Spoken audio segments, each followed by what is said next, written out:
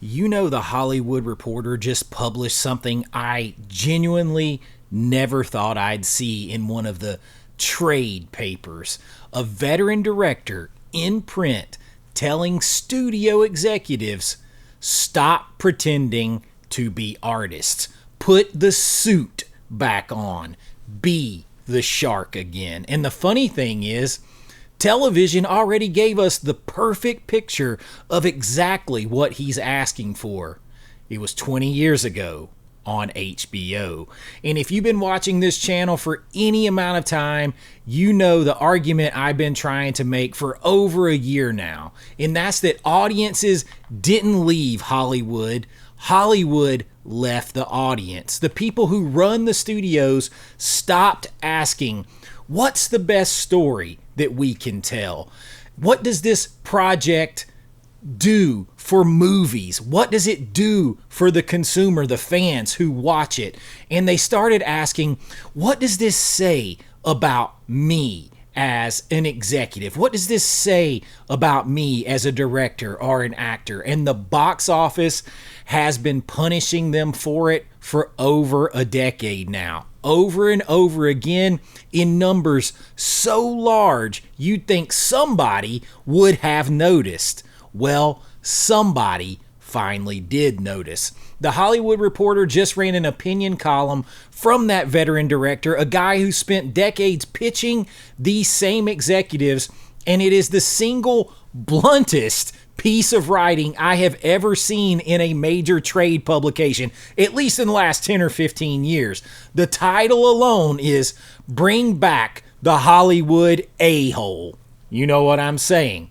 And his argument, once you get past the spicy packaging to get you to click on it, is almost word for word the argument that this channel has been making since the day it started. So today, we are putting on our version of the suit, and we are going to walk back through what I actually said and what he had to say.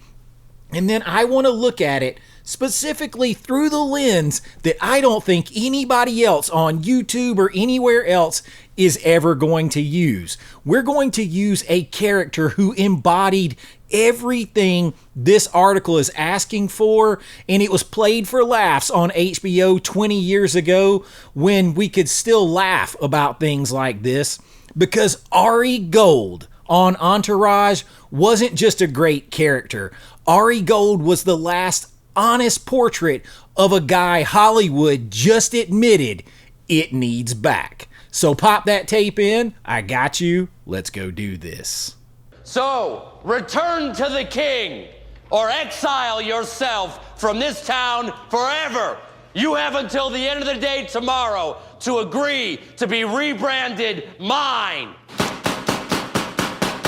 All right, so first we're going to dive into what this article says, and I'm going to give you the Ari Gold take through the Entourage prism. We're going to get through this because it has a lot of real stuff to say that I have been saying. So let's get to the core of it, because his thesis in this article that is somewhere along the way, the studio executive stopped being a suit and tie guy and became what he calls the executive artist. So here's a quote directly from him, and I made some notes. No longer disciplined by the box office, executives started greenlighting projects that made them popular at dinner parties.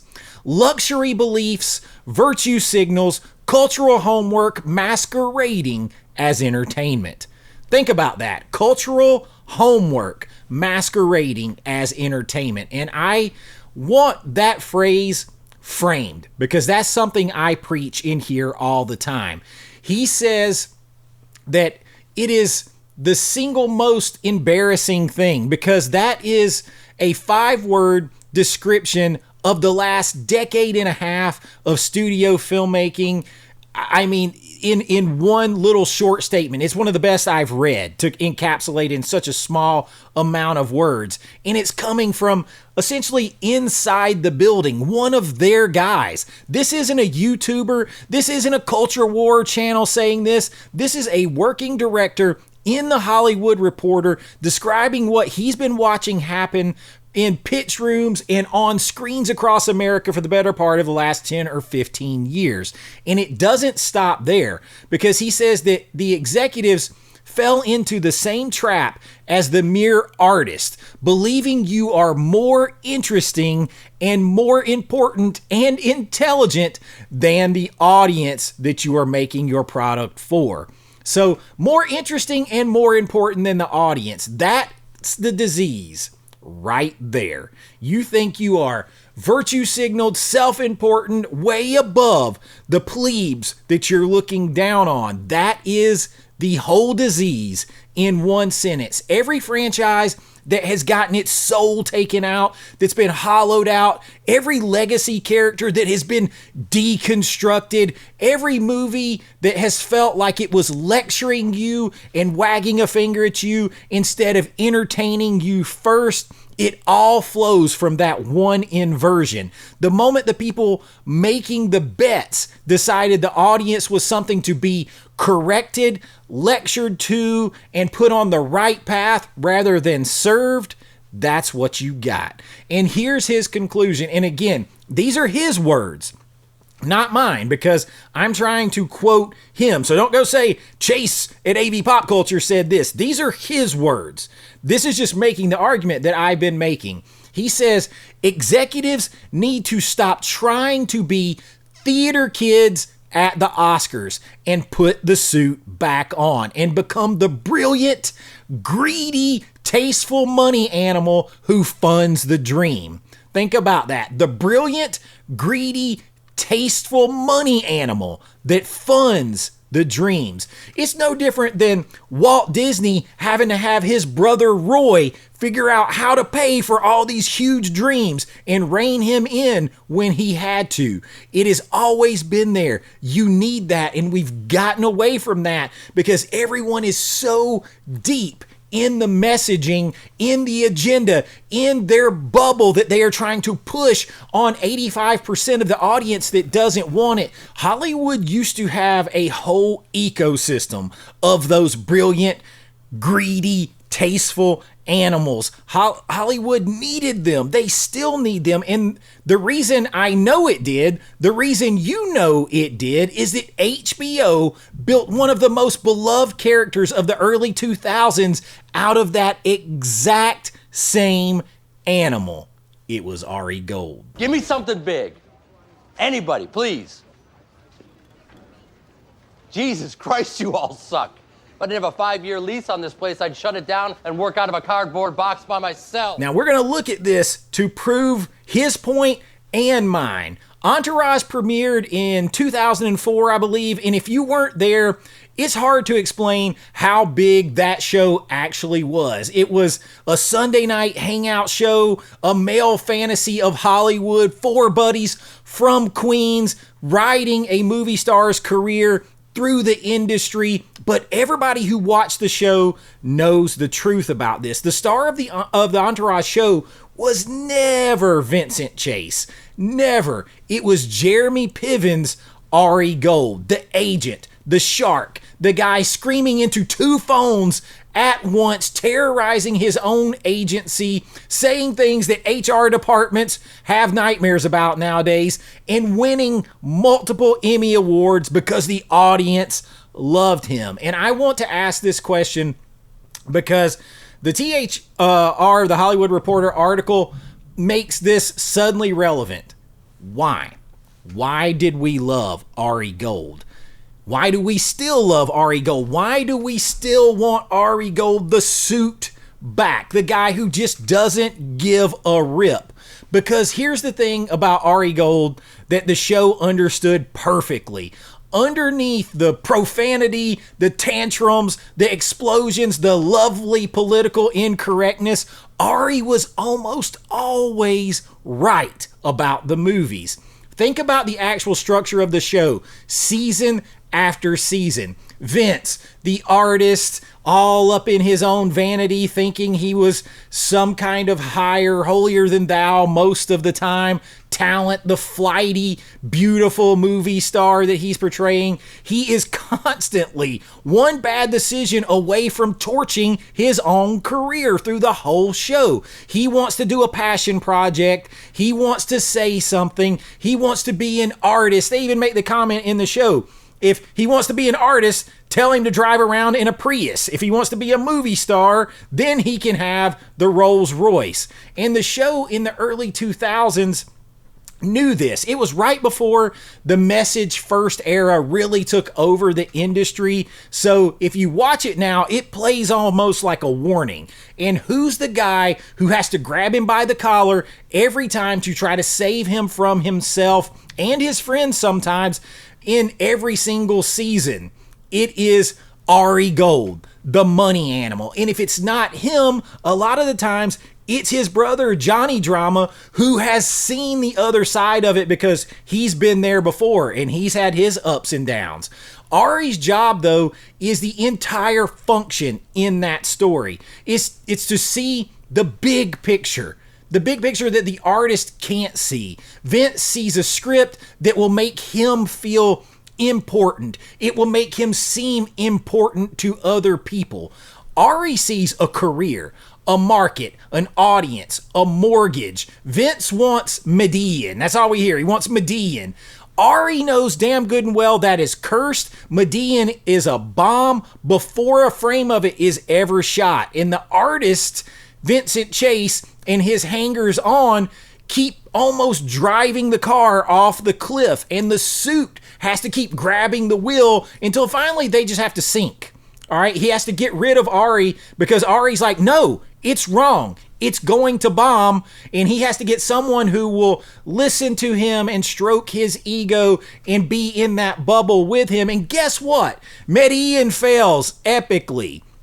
And if you read that Hollywood Reporter article again, it says, you, the executives, have the most important job in the movie business. You place the bets. We depend on you to feed the ecosystem, not by being more artistic and virtue signaling and up your own rear ends and pretentious than us. I added some of that, but by being smarter than us.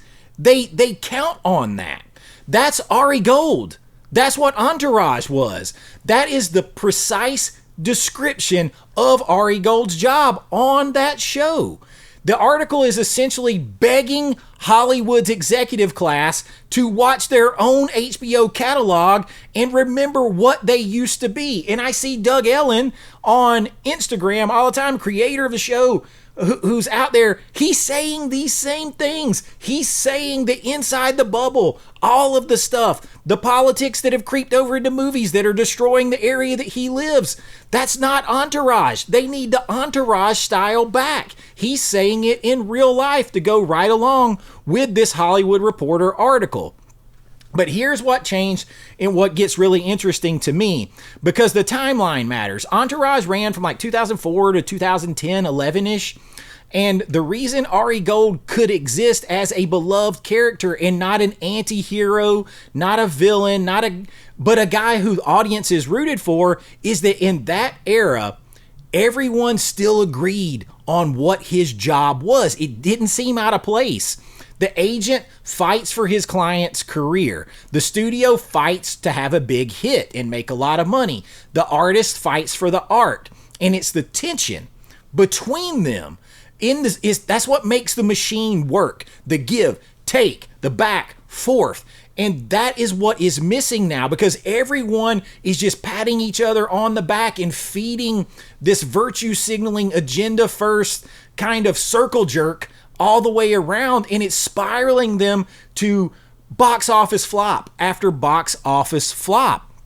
Hollywood during its greatest era has always ran on tension. You need creative tension. You need the push and the pull. That is exactly, it's Gordon Gekko in his Italian suit saying, no to the artist's worst instincts and yes to the best commercial ones. And then it's the artist fighting back to pull a little bit of that artistic stuff back. And then you get something that feeds the masses that everybody wants to see because of that creative, artistic, and business tension being pulled back and forth. You have it all, and it's been wiped away under the guise of political correctness, of agenda pushing, of virtue signaling, of permissive behavior, of DEI, of all of those things. It's been pushed out, and now there is nothing but constant permission and excuses made and blame given to the audience every time one of these movies fails because it does not have that push or pull. What the article describes here is what has happened now that that tension has completely collapsed. When the Suits decided they wanted to be in the in crowd and patted on the back and be the theater kids, when the people whose entire job was discipline, was saying no, was being the guiding hand, they were disciplined by the box office. That was his phrase. When that went away, when they decided they wanted to be patted on the back and applauded rather than being right, everything started to fall apart. And the author of this, he puts some real numbers in this too, because he looks at the Marvels, which had a $240 million net loss. And you know the rest of the scoreboard. We could talk Supergirl. We can talk One Battle After Another that lost 180 million. We can talk about The Bride that lost over 200 million. We can keep talking about all these movies that have lost so much money under this because the franchises have been collapsed. Let's don't even talk about Indiana Jones, a deconstructed hero with a girl boss, with this whole thing that has just destroyed a legacy, deconstructed a hero. It's another franchise that's collapsed, and it's been done again and again to our heroes and legacy characters. Look at the Star Wars movies. Look, even when you have the artists fighting back because they know that it has gone too far. Like Mark Hamill, he fought back. This isn't Luke Skywalker. This isn't what he's supposed to be. Now you have the artists fighting back because they know it's gone too far the other way. That's how full of a circle and how out of whack this has gotten. So you see that these are things that nobody asked for.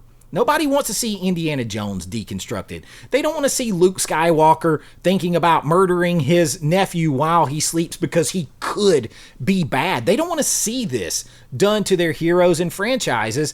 And so the audiences just stopped showing up. And meanwhile, and this is the part of the article that gestures at what I think deserves maybe the most emphasis on this. Look what has worked. This year we've had multiple billion-dollar movies, a record box office weekend, original films breaking out, Project Hail Mary, Obsession, Backrooms, all these films, Michael. Then you have these family films that didn't do this to their heroes. You got Toy Story sequels, all of these things that are happening. Super Mario that doesn't have this in it.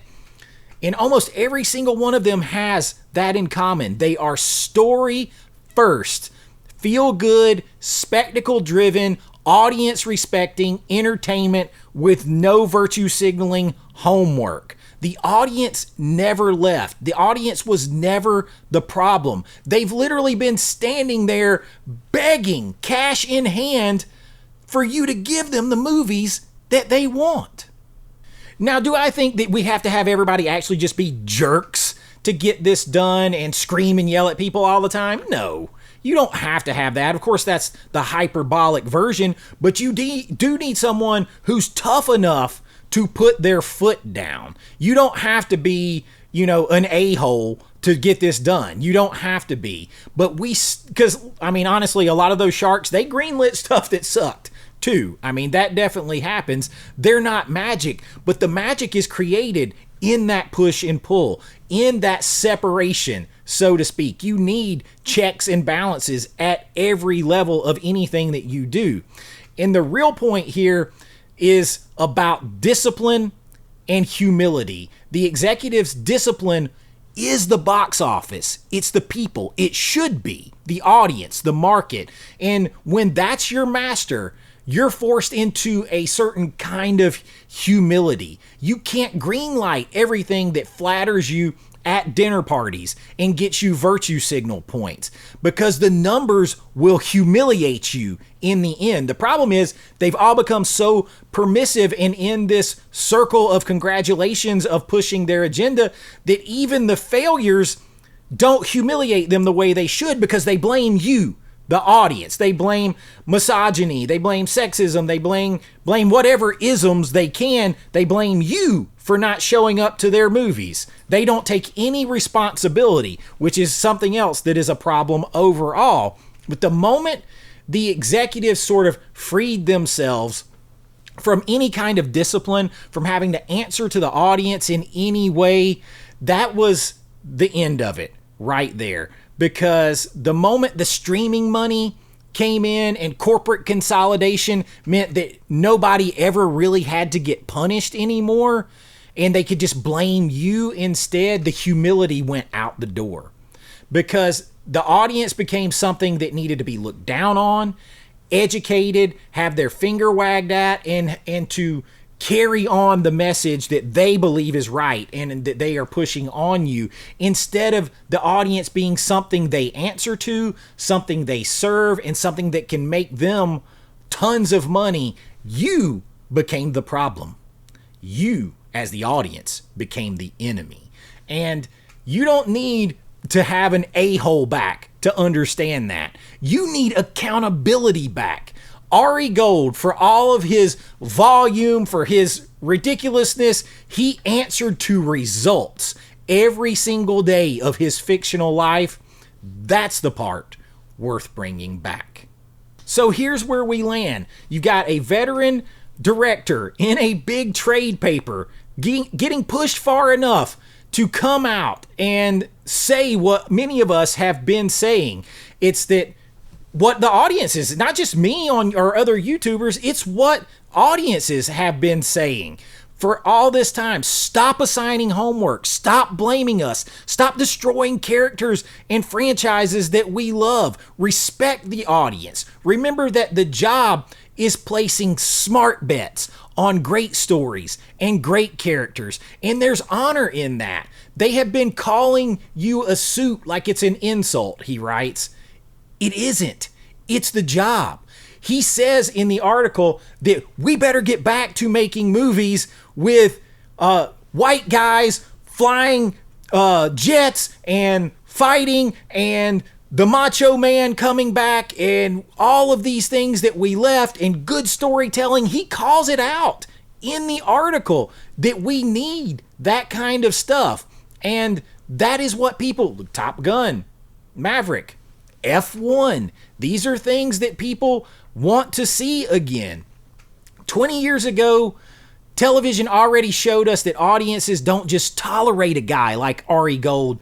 They love that guy. When he's good at his job and he knows it and he's confident and he doesn't apologize for what he is or who he is, he ends up with like 3 Emmy Awards for it. The people running Hollywood forgot something that a comedy about a movie star's entourage understood perfectly. The artists out there, all of the artists, the actors, whoever, they need the shark. They need that guy. The dream needs the money animal to run. And the audience needs somebody in that building whose job it is to remember that they exist and they come first.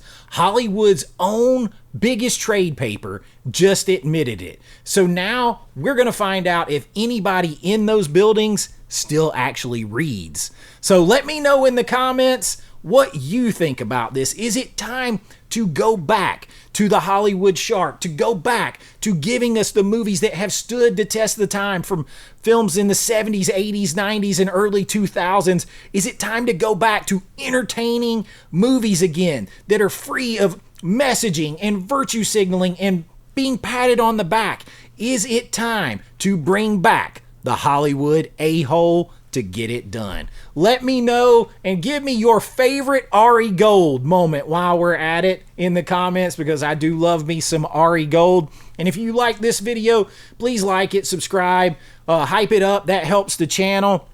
Just wanted to drop this one in as we head towards spooky season on the channel, because I think this video and this article is very important. It is basically what I argue on this channel. And if you'd like to see even more, my Patreon link is down there. You get your name on every video and all of that to pay the bills like one of those Hollywood sharks. But until next time, be kind, rewind like always. This is Chase with AV Pop Culture, and I'll see you real soon. Bye-bye. I know.